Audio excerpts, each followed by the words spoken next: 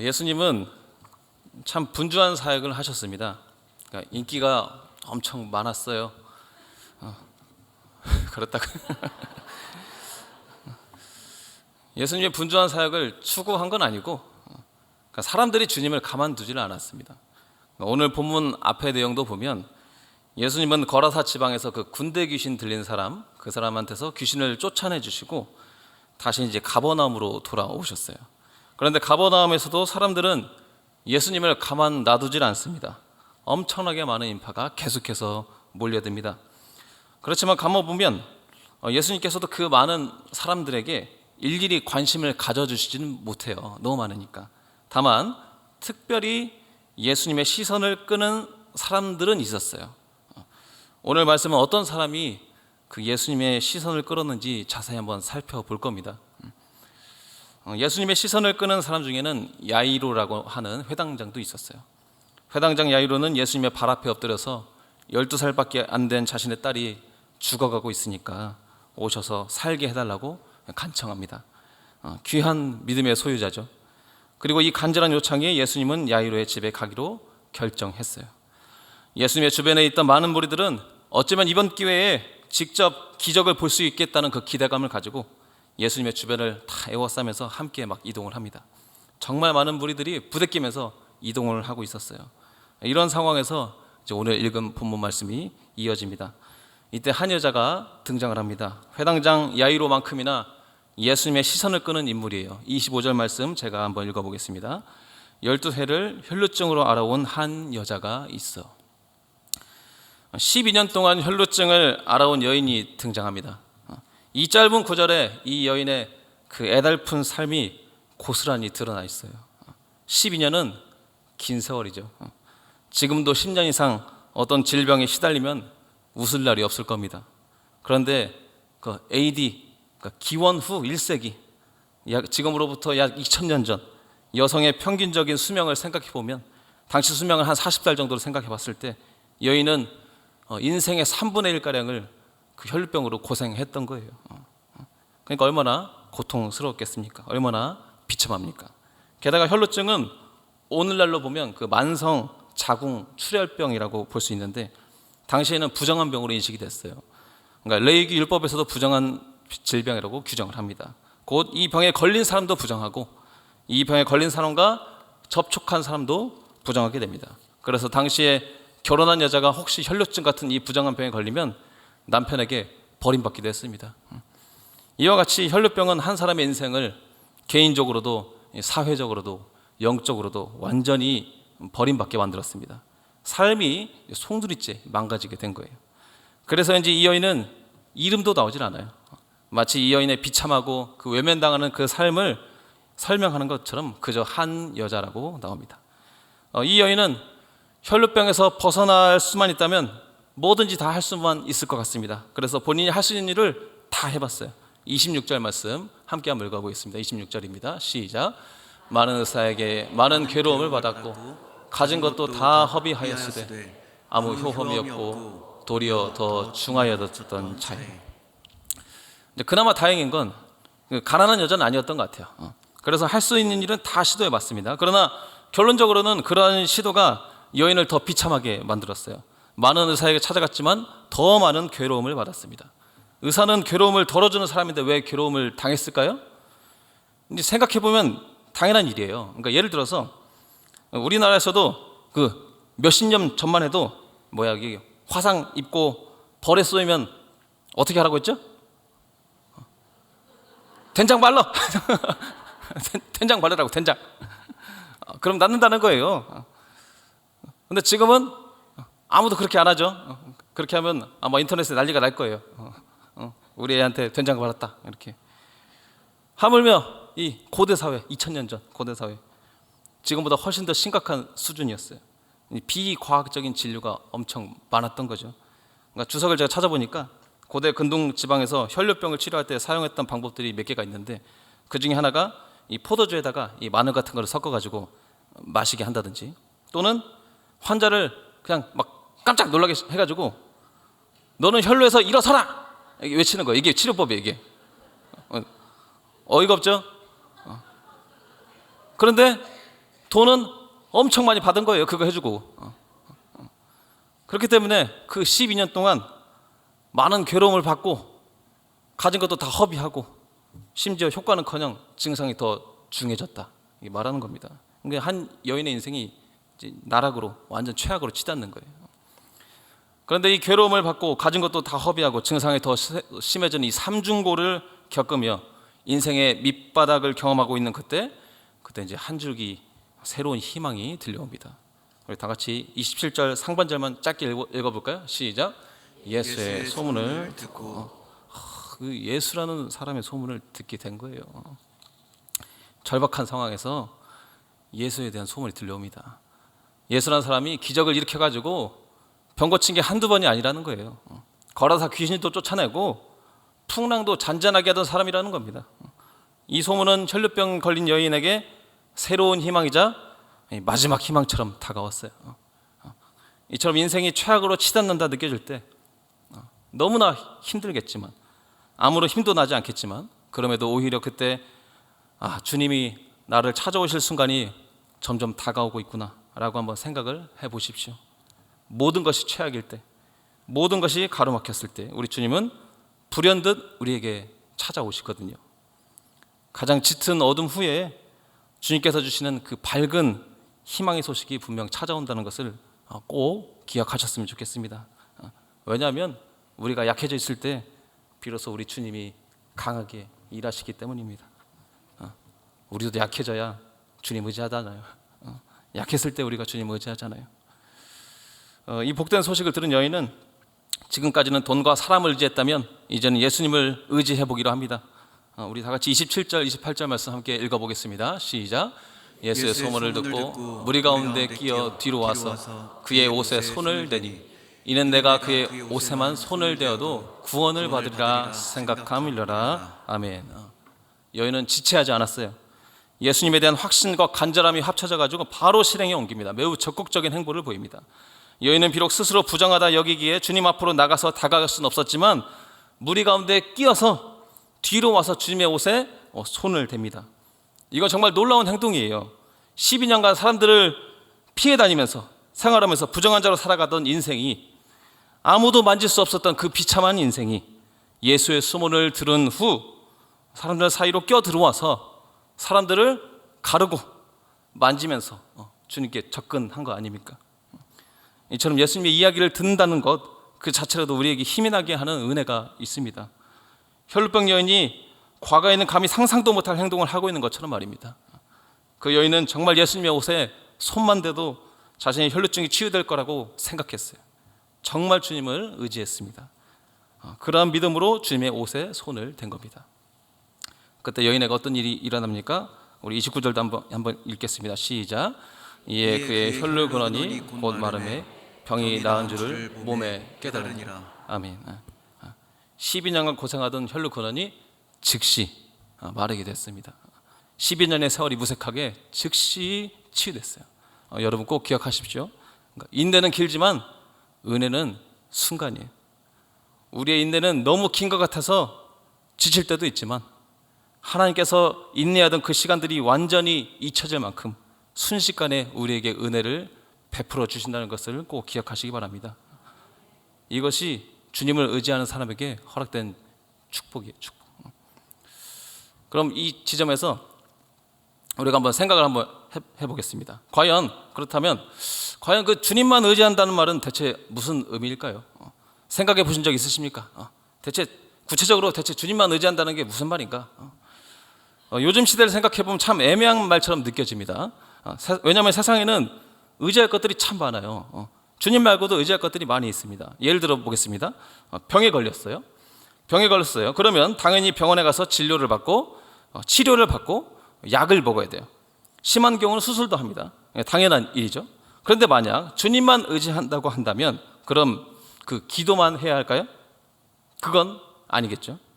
그럼 약만 먹고 기도는 안 해도 되는 건가요? 그럼 약을 의지하는 거죠. 그럼 두 개 다 동시에 하면 되는 건가요? 약도 먹고 기도도 하고. 그런데 그렇게 되면 주님만 의지하는 게 아니잖아요. 반반이잖아요. 반반. 반반이잖아요. 그런데 굉장히 애매합니다. 왠지 주님만 의지한다는 건 믿음으로 기도만 해야 할 것 같은 기분이 들어요. 우리도 그런 믿음의 부담감을 느낄 때가 있지 않습니까? 그렇게 의지할 만한 것들이 너무 많은 현실을 살아가는 우리는 대체 무엇이 주님을 진정으로 의지하는 것인지 명확하게 알 필요가 있습니다. 주님을 의지한다는 건 대체 뭘까요? 말씀을 통해서 하나님을 의지하는 것이 무엇인지 파악해 본다면 제가 결론부터 말씀드리겠습니다. 하나님을 의지한다는 것은 첫째, 우리에게 주어진 말씀을 신뢰하는 거예요. 둘째로, 오직 주님만이 근본적인 해결책이 되신다는 것을 믿고 확신하는 것이에요. 이것이 바로 하나님을 의지하는 겁니다. 첫째, 우리에게 주어진 말씀을 신뢰하는 것. 두 번째, 오직 주님만이 근본적인 해결책이심을 믿고 확신하는 것. 이것이 주님을 의지하는 거예요. 하나님을 의지하는 건 첫째로 우리에게 주어진 말씀을 신뢰하는 거라고 했습니다. 무턱대고 아무것도 안 하고 기도만 하는 것이 아닙니다. 우리에게 주어진 말씀을 신뢰해야 합니다. 주님은 말씀 그 자체이시기 때문에 우리에게 주신 말씀을 신뢰하고 확신하는 것, 그것이 바로 주님을 의지하는 것과 동일합니다.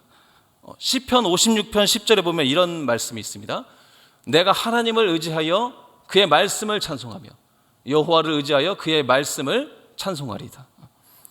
하나님을 의지하는 건 말씀을 신뢰하는 거예요. 그러니까 혈루증 여인이 자신에게 다가온 예수의 소문을 듣고 그 이야기를 신뢰했던 것처럼, 예수에 대한 그 말씀을 신뢰한 것처럼 나에게 주어진 하나님의 말씀을 신뢰하는 것, 이것이 바로 하나님을 의지하는 겁니다. 쉽게 이야기해서 우리가 그 고난의 상황을 겪고 있을 때 우리에게 주어진 말씀이 있잖아요. 누구에게 들었든 설교에서 들었든 성경에서 봤든 간증에서 들었든 어쨌든 간에, 그리고 그 말씀으로 잠시 힘도 나고 기분도 좋아지잖아요. 그러다 시간이 지나면 또 낙심해서 무기력해지는 경우도 있습니다. 그런데 그러지 말고 그 주어진 말씀을 끝까지 확신하고 신뢰하라는 겁니다. 그것이 바로 하나님을 의지하는 거예요. 그렇게 말씀을 신뢰하고 있다면, 믿음으로 그 확신하고 있다면 다른 노력도 열심히 하셔도 됩니다. 기도도 하고 치료도 받고 노력도 해보고 공부도 하고 상담도 받으셔도 됩니다. 안 할 이유가 없습니다. 그래도 하나님 의지하는 거 맞기 때문입니다. 하나님을 의지한다는 건 두 번째, 오직 주님만이 근본적인 해결책이심을 믿는 것, 확신하는 것이 또 하나님을 의지하는 거라고 했습니다. 삶의 자리에는 다양한 일들이 일어나고 다양한 원인들이 있어요. 하나님과 관련 없는 것처럼 느껴지는 문제들도 많이 있습니다. 그러니까 질병이든 관계적인 문제든 금전적인 문제이든 회사 일이든 가정 일이든 이런 일들은 하나님과 관련이 없어 보이기도 합니다.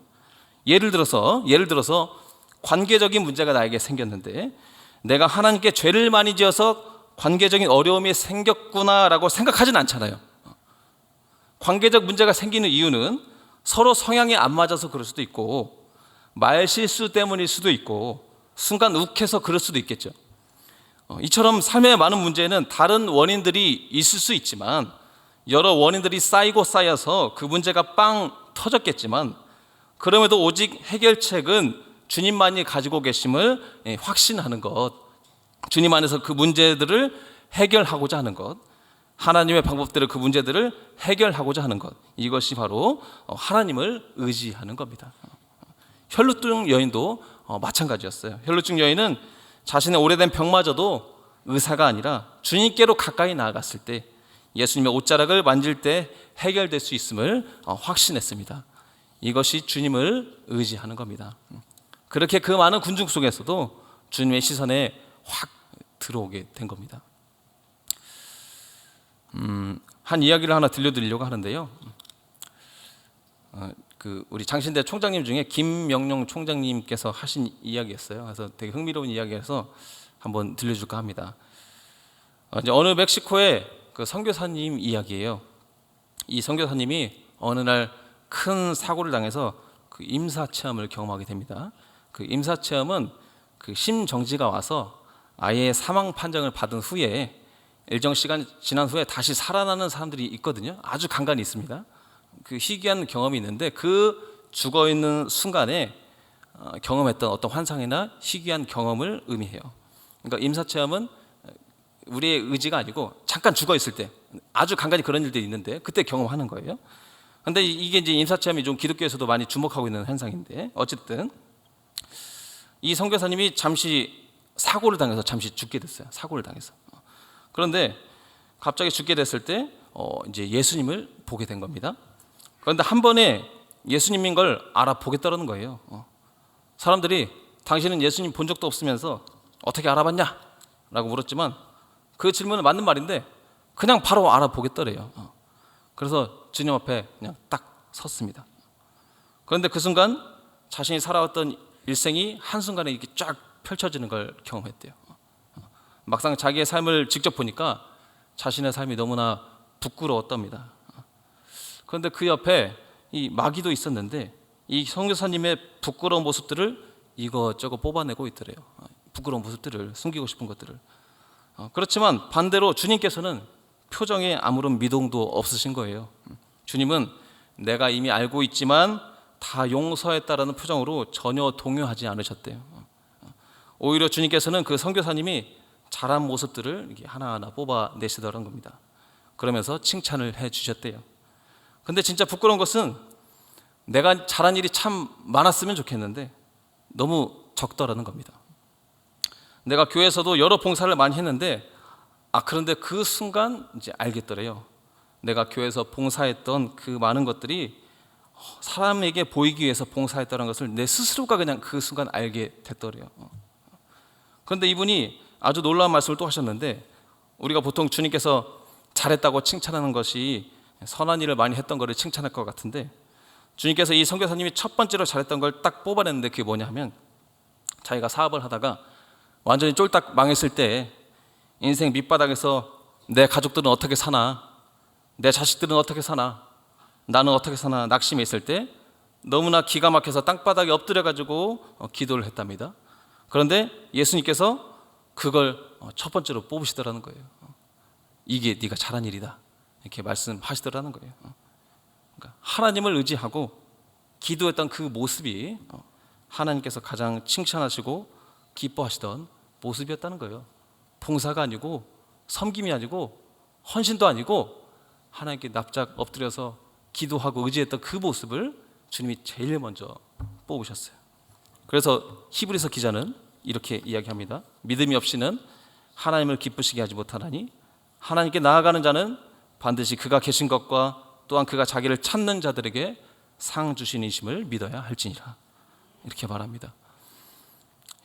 이런 면에서 보면 저는 찬송가 543장 가사가 정말 현실적이면서 은혜로운 가사 같습니다. 원래 영어 가사는 조금 다른 내용인데 이 한글 번역 찬송가 가사가 독특해요. 찬송가 543장 후렴 부분이 이런 가사인데, PPT 한번 보여주시면은 세월 지나갈수록 의지할 것뿐이 있어요. 무슨 일을 당해도 예수 의지합니다. 시인은 어떻게 고백하죠? 세월이 지나갈수록 의지할 게 많다는 거예요. 의지할 게 많아요. 의지할 게 너무 많아요, 세상에는. 그런데 시인은 고백하기를 무슨 일을 당해도 예수 의지합니다, 이렇게 고백하고 있는 거예요. 이게 너무 독특한 가사예요. 영어 가사는 이렇게 안 써 있거든요. 근데 세월이 지나갈수록 의지할 것이 너무 많은 것을, 그 현실을 고백하면서 그럼에도 불구하고 저는 주님만 의지하겠습니다, 이렇게 고백하고 있습니다. 이러한 믿음으로 날마다 우리도 오직 주님만을 의지하는 귀한 믿음으로 살아가게 되기를 간절히 소망합니다. 다시 말씀으로 돌아와서 혈루증 여인이 완전히 회복되고 이야기가 끝난 게 아니에요. 회복된 이후에 예수님은 자신의 능력이 빠져나가서 누군가를 치유했다는 사실을 알고 있었습니다. 그리고 그 여인을 직접 보고 싶어 하십니다. 우리 다 같이 30절에서 32절 말씀을 함께 읽어보겠습니다. 시작. 예수께서 그 능력이 자기에게서 나간 줄을 곧 스스로 아시고 무리 가운데서 돌이켜 말씀하시되 누가 내 옷에 손을 대었느냐 하시니 제자들이 여짜오되 우리가 에워싸 미는 것을 보시며 누가 내게 손을 대었느냐 물으시나이까 하되 예수께서 이 일 행한 여자를 보려고 둘러보시니. 아멘. 사실 이미 주님은 누가 자신의 옷에 손을 댔고 치유받았는지 다 알고 계세요. 하나님의 아들 그리스도께는 당연한 일입니다. 그런데 아는 것에 그치지 않고 누가 내 옷에 손을 대었는지 찾아 나서십니다. 예수님은 자신을 의지했던 그 여인을 직접 보고자 찾으세요. 당시 예수님의 옷을 만진 사람은 한둘이 아닙니다. 여러 군중들이 이동하면서 예수님을 수없이 만질 수밖에 없는 그 현장이었어요. 그러나 주님을 의지하는 믿음으로 주님을 만진 사람은 그 수많은 군중들 중에서 그 여인 한 명뿐이었습니다. 예수님은 그 여인을 보고자 합니다. 이처럼 예수님은 주님을 진정으로 의지하는 자를 여전히 찾고 계십니다. 지금 야이로의 딸을 치유하러 가고 있는 그 절박한 순간에도 멈춰서서 그녀를 꼭 보고자 하십니다. 그만큼 여전히 예수님께서는 주님을 의지하는 자를 찾고 계시다는 거예요. 그리고 진정으로 주님을 의지하는 자를 새롭게 불러주십니다. 우리 마지막으로 33절, 34절 말씀 함께 읽어보겠습니다. 여자가 자기에게 이루어진 일을 알고 두려워하여 떨며 와서 그 앞에 엎드려 모든 사실을 여쭈니 예수께서 이르시되 딸아 내 믿음이 너를 구원하였으니 평안히 가라 내 병에서 놓여 건강할지어다. 아멘. 주님은 두려워 떨며 나오는 여인을 향해 딸아 라고 불러주십니다. 처음에는 이름 없는 그 한 여자로 등장하는 여인이 이제는 주님께서 내 딸이라고 불러주세요. 여기서 말하는 딸은 진짜 친딸을 의미하는 단어예요. 곧 주님을 의지했던 그 여인은 이제 이름 없는 병자가 아니라 그리스도의 딸로 불리게 됐습니다. 성경에서 예수님께 내 딸이라고 불려진 여자는 이 여자가 유일해요. 이처럼 주님은 여전히 주님을 의지하는 자들을 찾고 계시고 진정으로 주님을 의지하는 자들을 향해 내 딸이라고 내 아들이라고 불러주십니다. 주님을 의지하는 자가 곧 주님의 딸이고 주님의 아들인 겁니다. 내 마음대로 생활하는 사람이 주님의 아들, 딸이 아니고 주님을 의지하는 자가 내 딸이고 내 아들이라 그리스도께서 말씀하십니다.